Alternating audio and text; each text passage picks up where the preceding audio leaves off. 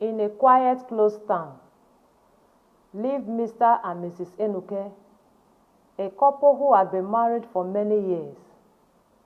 Together they had built a family of 3 beautiful children, Efe, their first daughter, wise beyond her years, Emma, the second daughter, known for her gentle heart, and Eme, their only son, with a spirit bright enough to bring warmth to any room.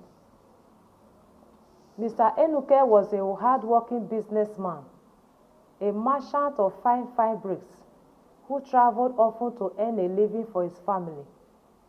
His business thrived, earning him respect from all around him for quality and his integrity. Every trip he took was a promise of a brighter future for his family. Each says a step towards their dreams. While Mr. Enuke journeyed to neighboring towns, Mrs. Enuke managed the household, devoting herself fully to their home and the children's upbringing. Though she depended on her husband financially, she made their house a sanctuary of hope and warmth. But life has a way of turning unexpectedly. One fateful day, on a journey just 3 kilometers from home, Mr. Enuke's path crossed with danger. A group of menacing hoodlums lay in wait, lurking in the shadows. They attacked him, beat him mercilessly, taking every last possession he carried, even robbing him of his ability to walk. They left him alone in a ditch, unconscious and barely alive. A passerby, a good Samaritan, spotted Mr. Enuke lying helpless on the roadside and rushed him to a nearby clinic, where he was revived. But his injuries were severe, and despite their best effort, doctors could not restore his legs. Mr. Enuke's days of traveling and business were over. With no steady income, the Enuke family's world changed. Over the next 3 years, the household plunged into a financial and emotional struggle. The strong, proud Mr. Enuke was reduced to a shell of his former self, both physically and emotionally broken. Every day was a reminder of all he has lost, and though he tried to keep his spirit up for his family, despair often clouded his heart. Mrs. Enuke watched her once joyful husband slip away, his spirit dampened by their misfortune. Bills began to pile up. Simple necessity became luxuries. Their children, who once had dreams of school and bright future, were forced to mature early, facing the harsh realities of life unexpectedly. One evening, as dark fell over their small home, Mrs. Enuke gathered her children around her bed for a serious discussion. "My children," she said, her voice trembling but determined, "your father cannot provide for us anymore. Our family survival now depends on each of you.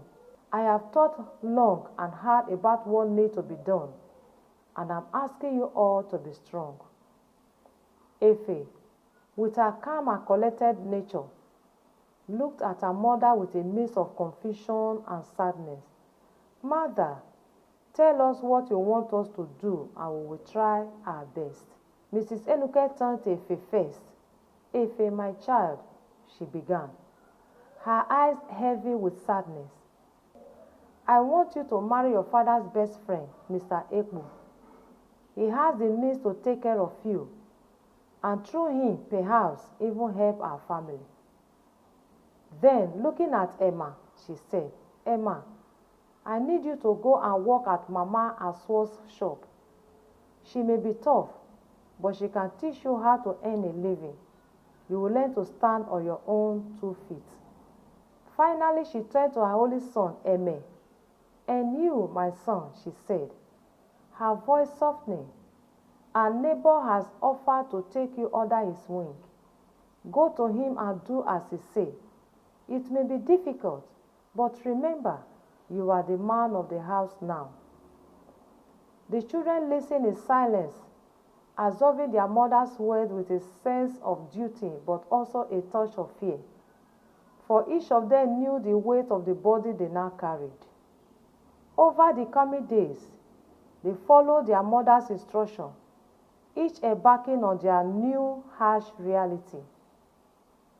Efe entered into marriage with Mr. Ekpo, a man who, despite his promise of support, was already married to 2 other women. From the very start, life in Mr. Ekpo's home was a battle for survival. His other wives saw Efe as a threat and treated her as an outsider. They haunted her, humiliated her, and made her life unbearable. Efe's dream of helping her family quickly dissolved, and she found herself trapped in a life of torment. Eventually, her spirit shattered. Efe left Mr. Ekpo's home, vanishing into the unknown, never to return. Meanwhile, Emma found herself at Mama Aswa's shop, a place that soon became a prison of its own. Mama Aswa was a bitter woman who saw Emma as nothing more than a workhorse. She was overworked, underfed, and treated as less than human. Day after day, Emma labored tirelessly, her strength fading. She hoped her sacrifices would one day bring some relief to her family, but that day never came.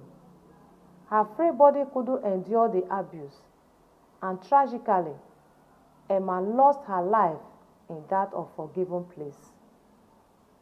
Then there was Enkay, the only son, who returned home one evening, his face pale, his eyes haunted, with a voice trembling with discord and pain.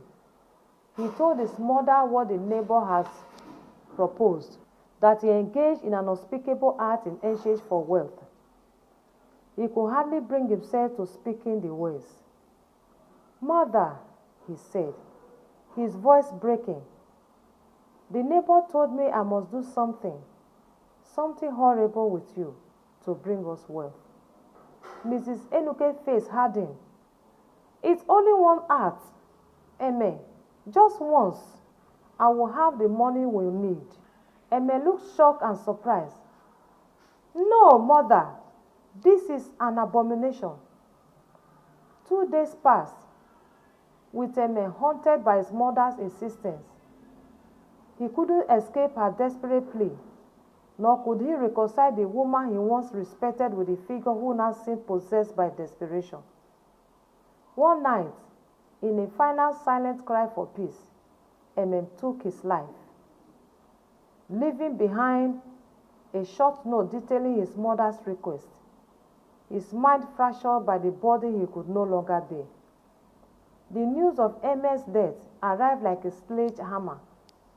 Mrs. Enuke was crushed, the weight of her voices burying her in unimaginable grief. Soon after, news of Emma's death followed, and with Efe gone, Mrs. Enuke was left alone, consumed by guilt and sorrow. Mr. Enuke, already weakened by his own suffering, could not withstand the shock, broken by the loss of his beloved children and the unraveling of his family.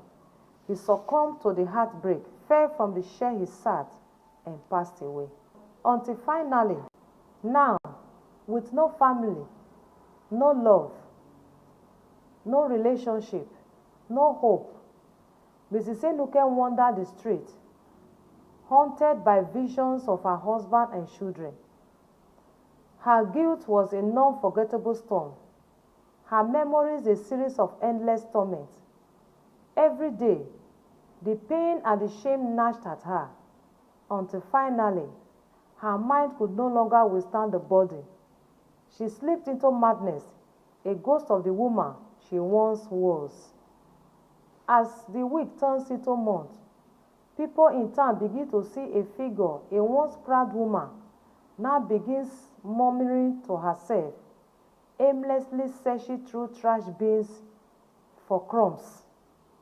Some whispered that she was cursed, while others said she was simply lost to her sins.